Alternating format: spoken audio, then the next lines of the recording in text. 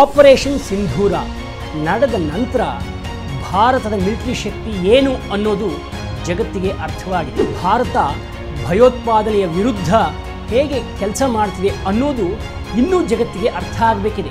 ಭಾರತವು ಶಕ್ತಿಶಾಲಿಯಾಗುವುದನ್ನು ಬಿಟ್ಟರೆ ಬೇರೆ ದಾರಿ ಇಲ್ಲ ಅಂತ ಕೂಡ ಹೇಳಿದ್ದಾರೆ. ಪಾಕಿಸ್ತಾನ ಭಯೋತ್ಪಾದನೆಯ ಕೇಂದ್ರ ಬಿಂದುವಾಗಿದೆ ಅನ್ನೋದನ್ನ ಸಾರಿ ಸಾರಿ ಹೇಳ್ತೀವಿ. ಹಿಂದೂಗಳು ಬಲಿಷ್ಠವಾಗಿ ನಿಂತಾಗ ಜಗತ್ತು ಅವರನ್ನು ಗಂಭೀರವಾಗಿ ಪರಿಗಣಿಸುತ್ತೆ. ನಮಸ್ಕಾರ, ಹೊಸ ದಿಗಂತ ಡಿಜಿಟಲ್ಗೆ ತಮ್ಮೆಲ್ಲರಿಗೂ ಪ್ರೀತಿಯ ಸ್ವಾಗತ. ಸ್ನೇಹಿತರೆ, ಆಪರೇಷನ್ ಸಿಂಧೂರ ನಡೆದ ನಂತರ ಭಾರತದ ಮಿಲಿಟರಿ ಶಕ್ತಿ ಏನು ಅನ್ನೋದು ಜಗತ್ತಿಗೆ ಅರ್ಥವಾಗಿದೆ. ಭಾರತ ಭಯೋತ್ಪಾದನೆಯ ವಿರುದ್ಧ ಹೇಗೆ ಕೆಲಸ ಮಾಡ್ತಿದೆ ಅನ್ನೋದು ಇನ್ನೂ ಜಗತ್ತಿಗೆ ಅರ್ಥ ಆಗಬೇಕಿದೆ. ಇದರ ಸಂಬಂಧವಾಗಿ ಭಾರತದ ಸಂಸದರ ನಿಯೋಗಗಳು ಪ್ರಪಂಚದ ಬೇರೆ ಬೇರೆ ಕಡೆ ಹೋಗಿ ಪಾಕಿಸ್ತಾನ ಭಯೋತ್ಪಾದನೆಯ ಕೇಂದ್ರ ಬಿಂದುವಾಗಿದೆ ಅನ್ನೋದನ್ನು ಸಾರಿ ಸಾರಿ ಹೇಳ್ತಿವೆ. ಇದರ ಹಿನ್ನೆಲೆಯಲ್ಲಿ ರಾಷ್ಟ್ರೀಯ ಸ್ವಯಂ ಸೇವಕ ಸಂಘದ ಸರಸಂಘ ಚಾಲಕ್ ಮೋಹನ್ ಭಾಗವತ್ ಅವರು ಆರ್ಗನೈಸರ್ ನಿಯತಕಾಲಿಕಕ್ಕೆ ಒಂದು ಸಂದರ್ಶನವನ್ನು ನೀಡಿದ್ದಾರೆ.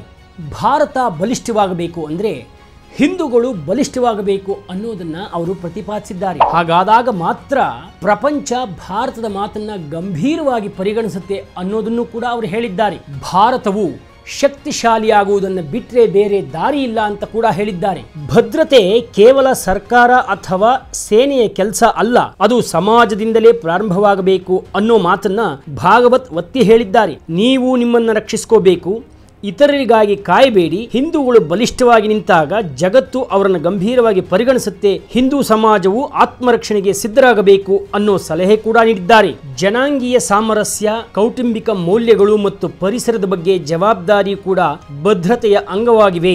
ಒಡೆದ ಸಮಾಜವು ತನ್ನನ್ನು ತಾನು ಹೇಗೆ ರಕ್ಷಿಸಿಕೊಳ್ತಿದೆ ಅಂತ ಪ್ರಶ್ನಿಸಿದ್ರು. ಜಾಗತಿಕ ಮಟ್ಟದಲ್ಲಿ ನಾವು ಅಜೇಯರಾಗುವಂತಹ ಶಕ್ತಿಯನ್ನು ನಾವು ಪಡೆಯಬೇಕು. ನಿಜವಾದ ಶಕ್ತಿ ಆಂತರಿಕವಾಗಿದೆ. ರಾಷ್ಟ್ರೀಯ ಭದ್ರತೆಗಾಗಿ ನಾವು ಇತರರನ್ನ ಅವಲಂಬಿಸಬಾರದು. ಯಾವುದೇ ಶಕ್ತಿ, ಅನೇಕ ದೇಶಗಳ ಸಂಯೋಜಿತ ಶಕ್ತಿಯೂ ಸಹ ನಮ್ಮನ್ನ ಸೋಲಿಸಲು ಸಾಧ್ಯವಿಲ್ಲ. ನಾವು ಯುದ್ಧವನ್ನ ಬಯಸೋದಿಲ್ಲ, ಆದರೆ ಯುದ್ಧ ನಡೆಯದಂತೆ ನಾವು ಸಿದ್ಧರಾಗ್ತೇವೆ ಅನ್ನೋ ಮಾತನ್ನ ಮೋಹನ್ ಭಾಗವತ್ ಹೇಳಿದ್ರು. ಪಾಕಿಸ್ತಾನ ಮತ್ತು ಬಾಂಗ್ಲಾದೇಶದಲ್ಲಿರುವ ಹಿಂದೂ ಅಲ್ಪಸಂಖ್ಯಾತರ ಬಗ್ಗೆ ಮಾತನಾಡಿದ ಮೋಹನ್ ಭಾಗವತ್ ಈಗ ಅವರು ಓಡಿ ಹೋಗುವ ಬದಲು ಹೋರಾಡೋದಕ್ಕೆ ಸಿದ್ಧರಾಗಿದ್ದಾರೆ ಅಂತ ಹೇಳಿದ್ರು. ಈ ಬಾರಿ ಬಾಂಗ್ಲಾದೇಶದಲ್ಲಿ ಹಿಂದೂಗಳ ಮೇಲಿನ ದೌರ್ಜನ್ಯದ ವಿರುದ್ಧ ಆಕ್ರೋಶ ಅಭೂತಪೂರ್ವವಾಗಿದೆ.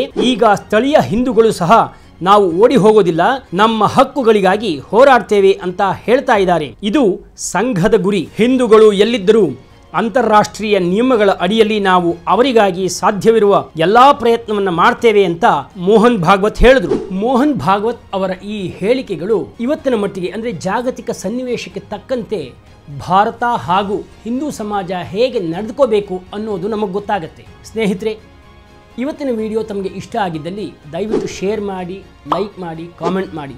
ಹಾಗೆ ನಮ್ಮ ಹೊಸದಿಗಂತ ಡಿಜಿಟಲ್ ಚಾನಲನ್ನು ಸಬ್ಸ್ಕ್ರೈಬ್ ಮಾಡ್ಕೊಳ್ಳದೆ ಹೋದರೆ ಸಬ್ಸ್ಕ್ರೈಬ್ ಮಾಡ್ಕೊಳ್ಳಿ ಅಂತ ಹೇಳ್ತಾ ನಮಸ್ಕಾರ.